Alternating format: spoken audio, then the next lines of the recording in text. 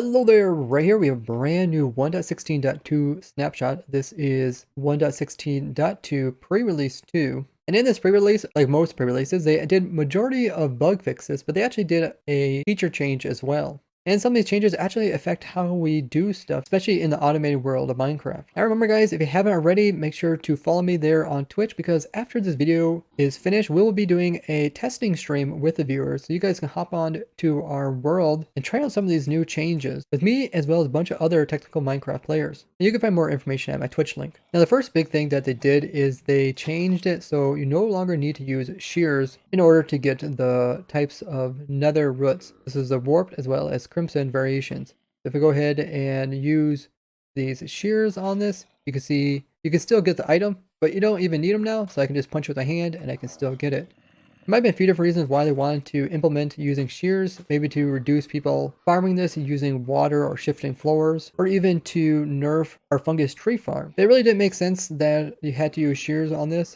So with this change back to the way it used to be, we don't have to worry about changing up our nether vegetation farms or our fungus tree farm. And we are coming out with a new version of the fungus tree farm, so you can look forward to that. So make sure if you haven't already subscribed, go ahead and do it, as this will be the new go-to way of getting lots of wood. They did a technical change in this snapshot, which has to do with the execute command. Now you can use the in afterwards, which decides what biome you want to execute something in. You can say I want to go into another dimension, but now this command will respect the distance difference between the dimensions, as walking in the nether, you can travel a lot farther distance than in the overworld. Everything is actually 1/8 to scale. So if we go ahead and we TP ourselves into the nether, but at this position we have in the overworld, it will automatically calculate this position and divide it by 8 and figure out where it should be in the nether dimension. Go ahead and execute it. And you can see I'm very close to actually the nether portal. In the past, pistons were never able to push downwards into Y level 0, and now they can. So you can actually push blocks down into the very lowest parts of the game. And this also applies to the highest points of the world, 256. Now this change should allow us to make void perimeters more easily. This is a cool concept I came up with several years ago. And a lot of people have expanded on it since then, especially people from the Anarchy servers. I'll link in the description if you want to learn more about it.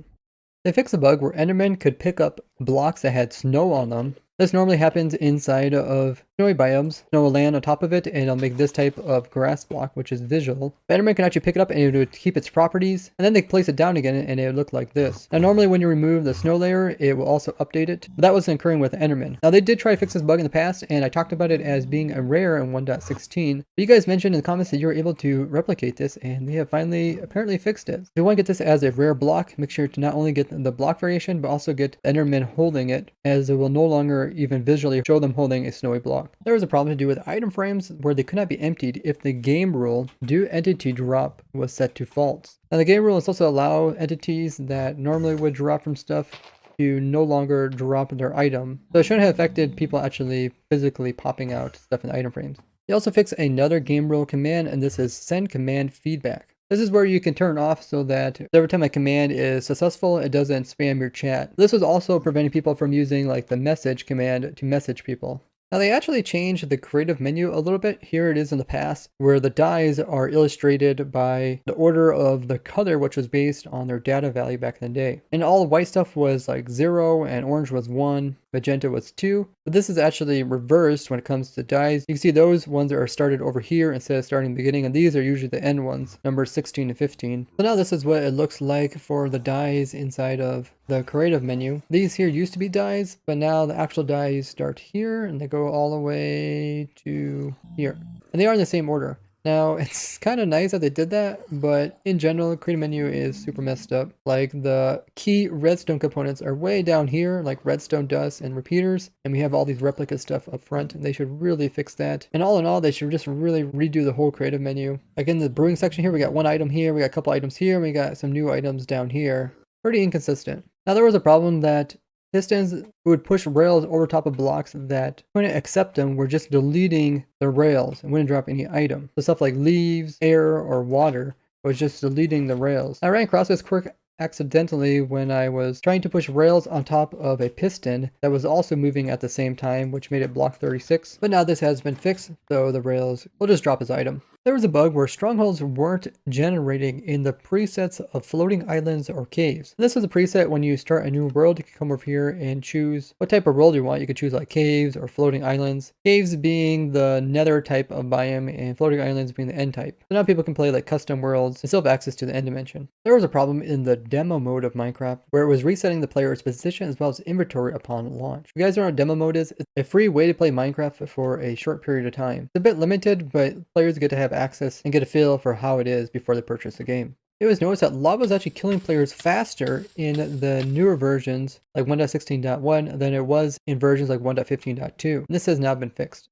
Now Enderman had this ability where they could pick up blocks and place them, but they were actually placing blocks on top of blocks that had item frames on it.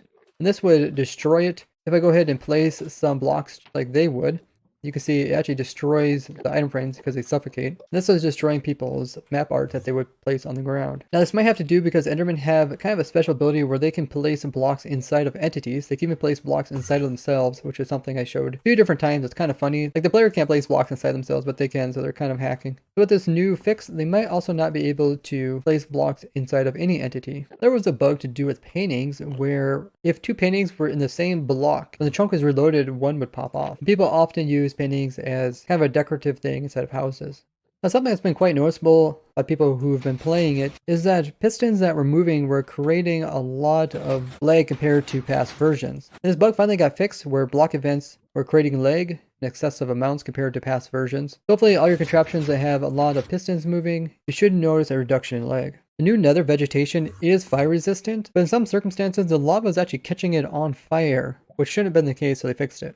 Now for the longest time, entities going through portals has been pretty messed up, but they fixed the problem to do with minecarts coming out the wrong side of the nether portal and losing momentum when coming back to the overworld. So hopefully this makes minecarts a lot more consistent. I like the devices I showed several years ago where you can make minecarts go in and out of nether portals and load chunks beyond them. Will be more consistent. Also, it used to affect if there was blocks behind here or not. Like if there was a block here, the minecart would end up in a different place than if the block was removed. Same thing for items, so it made it very weird to build anything to do with nether portals. Also, some directions would act differently than others. I'm kind of excited for this change because this will allow us to automate Minecraft more consistently, even if chunk loading is a little bit limited in these newer versions. If you guys are curious how chunk loading works in these newer versions, I have done quite a few different videos over this. I'll link them down below. Now there's a few predicates that weren't working properly, such as the distance one, as well as the custom biomes being unusable, and both have been updated. A couple of snapshots ago, they tried to fix it so that when withers would kill you, it sounded more correct, but it actually sounded more weird.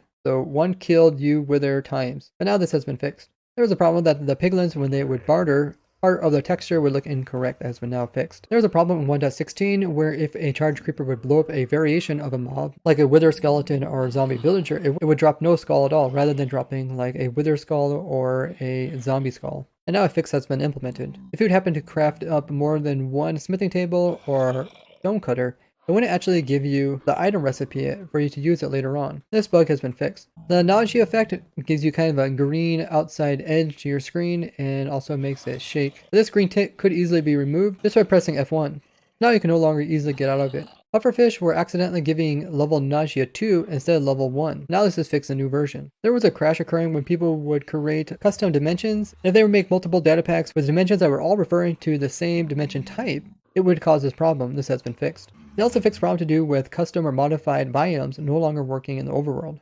A very nice pre-release where they fixed not only lag but also some aesthetics and some also more technical bugs. I really look forward to playing around with these in our snapshot testing stream, which we have going on right now. Make sure to hop on over there and make sure to hop onto our testing world with us. And if you haven't already, join our Discords. Both mine as well as the ProtoTech one are linked down below. This is where we actually talk about the new changes to the snapshots and what we can do with them. If you guys know of any bugs, make sure to report them to the developers using this link right here, as well as tell me about them in the comments. And I'd love to hear your guys' opinions about these changes and how it might affect the game. And as always, don't forget to share this video with your favorite Minecrafters so they can learn about the new changes and updates or builds to them, as well as leave a like on the video. Thank you guys for watching. I'll see you guys in the next one. Bye bye!